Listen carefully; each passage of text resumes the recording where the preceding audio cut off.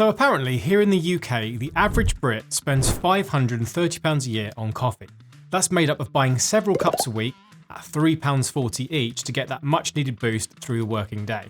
I mean, that's a lot of money. And it's the same story pretty much everywhere else in the world, with the US leading the way, spending around $2,000 per person, with women actually spending more than men. We just love it. Now, here's something that I want to know. With the current cost of living crisis, high inflation, and people struggling more than ever, could cutting back on the black stuff allow you to get rich if you save that money and invest it instead? I need a coffee.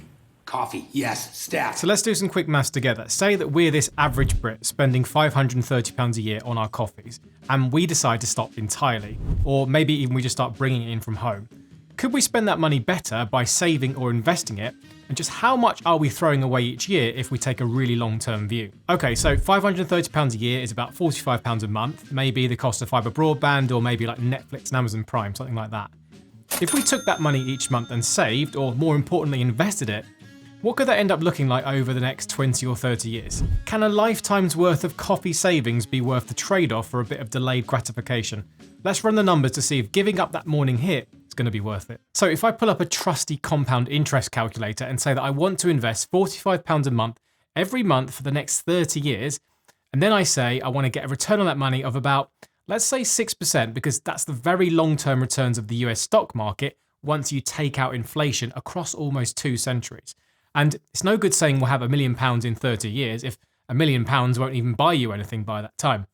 Also, I'm even going to allow for some inflation in our deposit as well, because those coffees are only going to get more expensive each year. So now those figures are plugged in, I hope this number blows us all away and we all end up making coffee at home.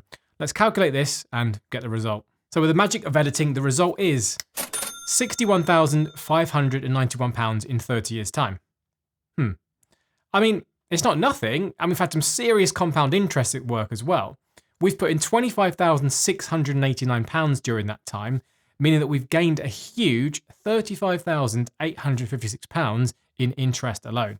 And all we had to do was sacrifice every single little trip to the coffee shop and refuse every single time a friend asked you to come for coffee. Worth it. Totally worth it. I mean, you could still say yes, but you're either going to have to pretend you left your card at home or just sit there looking like a plum with nothing in your hand. But hey, you do get £60,000 in 30 years' time, so I suppose that's winning, right? Maybe, but I'm not too sure yet. The point I wanted to look at here isn't really anything to do with coffee, but more about whether you can really save your way to a better future or this goal of early retirement.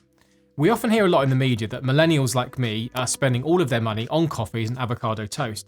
And if we just stopped doing these things, we'd suddenly be able to save up for that house deposit or build a massive retirement account. The issue is, I don't think these headlines really address some of the biggest issues we face, and I think that we might be focusing on the wrong things. Now, don't get me wrong, if you are able to invest £45 a month, you are doing very well, as most people aren't doing any investing at all. And although it will take a lot of time, building up the habit of investing is so important and often overlooked. But anyway, back to the issue with coffee. So here's the first problem. There's only so much you can cut back on until you strip out every little enjoyment away from life today. In the UK, the average person is saving 8% of their income after tax, and all this means is that this is how much is left after all of their bills are paid. It doesn't mean that this is what people are putting into their investing or savings accounts. And unfortunately, this leads us on to a pretty scary statistic that more than a third of people in the UK have less than £1,000 saved up that can protect them if just anything happens in their lives. Now, as the cost of living's been rising and wages not keeping up with those increases, I'd guess that if we were able to get those figures updated, it would be even worse than those right now. If you're struggling to keep your head above water every month and making cutbacks already, trying to pinch every single penny isn't going to help much.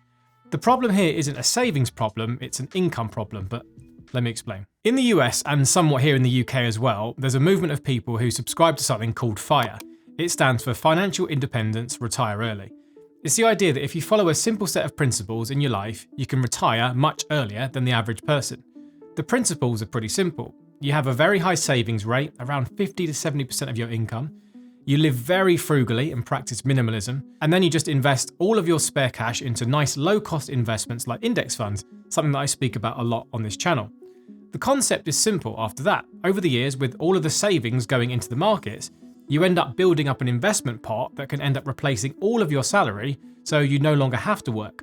Or, better yet, you just decide what you want to do and how much you want to work without feeling forced or pressured into doing it. Sounds like the dream. Start work in your 20s and be retired in your 40s more than 2 decades before most people can even start to think about it. There's only one big problem though, and that is that you actually have to do it for decades. It's very easy to say you're going to cut back on everything, cut back on the car, cut back on the house, only ever cook meals at home and never take a holiday. But doing all of those things during some of the best years of your life, having to say no to all of those experiences along the way. Worth it. Totally worth it. Personally, that's not for me. And I'd argue that the majority of people could never even think about living a life like this. For those who did make it successfully to their FIRE goals, and there's loads of great stories out there, I think the secret to their success is something that kind of gets left out of the story. One of the most famous advocates of FIRE is the famous US money blogger, Mr. Money Mustache. He retired early by the time he was 30, and both he and his wife managed to build up a big enough pot that they could decide to just stop work and do whatever else they wanted. He saved a huge proportion of his income, often saving more than 50% of whatever he made, keeping all his costs under control and investing as much as possible, including into his own property and even a buy-to-let later on. Between him and his wife, in just 10 years, they managed to invest into creating an investing pot worth more than $800,000. And that was quite a long time ago too, so if you add in the effects of inflation, this would be like having around $1.2 million today. Now, what was the secret that gets left out? Well, the secret was the fact that his income was pretty high all the way along because he put himself into a very lucrative career in IT. Even his starting salary after college, which was £41,000 in 1997, that works out to be $77,000 today. Along the way, he also had share options, lots of pay rises, and obviously benefited from some amazing gains in the stock market, even after putting up with the downturns. About midway through their early retirement journey, their income between the two of them was around $160,000 a year, which, again, if you adjust for today's money, that's over $270,000 as a household income. For some perspective, in the US today, that would make you a household well inside the top 10% of earners, and here in the UK, you'd be even further up. Now, I'm not here to say that they didn't work hard or they had it easy in any way. I just wanted to point out that when you have a high income, you have the ability to be able to save 50% of your income and still be able to pay your bills and live with a high standard of living. Also, I do think there's a huge amount of discipline involved by stopping yourself from spending money when you increase your income to that kind of level. I know in the past I've made all kinds of stupid purchases when I used to get a bonus at work from commission. It's very easy to just try and play keeping up with the Joneses, get nicer cars, bigger houses, and just more expensive stuff.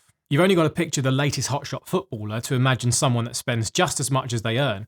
You don't hear about them trying to save 50% of their income, downsizing their houses, or sharing a lift to work, so I don't want to pretend that it's easy to save money even for high earners. It's definitely not. The point I wanted to make in this video was just to remind everyone that if you want to save or invest your money today, you're going to have to give something up today for that future. It might be coffee and avocado toast for some people, or it could be not giving in to temptation at the Ferrari dealership for others.